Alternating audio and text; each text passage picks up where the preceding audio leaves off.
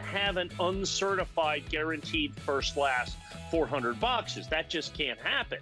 Okay. So we certified everything. I mean, we're actually going to eventually have just uncirculated coins. Every single one of these coins, regardless of grade, brings a premium. The Mint State 69s, let's say you just have to have that transition set. You just have to have the first 400 boxes, last 400 boxes. And let's say it doesn't have to be Mint State 70. Now, most people grade the high, buy and collect the highest grade they can afford. But Mint State 69, they're still absolutely stunningly gorgeous coins. And as you can see, at significantly less money. I mean, I talk about it all the time. The higher the grade, the more it's worth. What a perfect example of that. Well, if the grade isn't important, but the event is what you're collecting, and a lot of people do that, type collectors and that type of thing, this is the perfect opportunity for you to do that.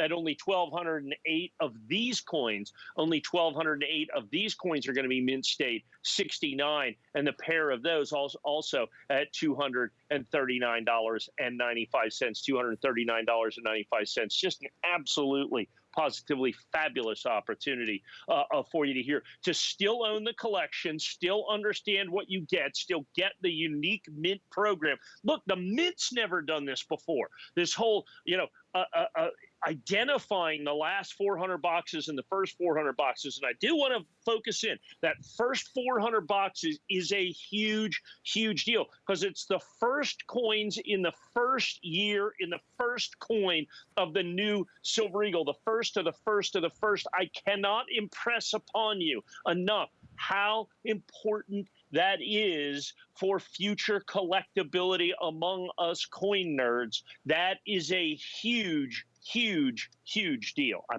promise you.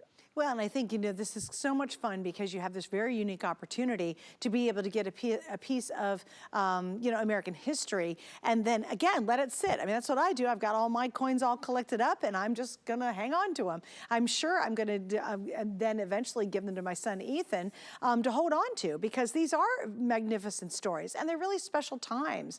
This last, what I would say, year has been crazy. And thus this ripple effect of this type 1 and type 2 and the amazing story behind that.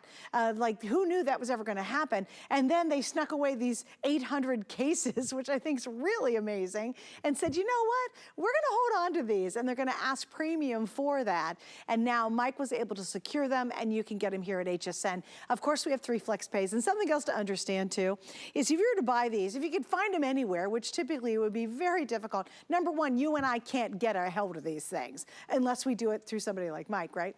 But let's say you could magically get a hold of these things. You went to a dealer, bought them, and you brought them back in about 10 or 3 weeks. Trust me, the dealer's gonna laugh at you if you want your full refund.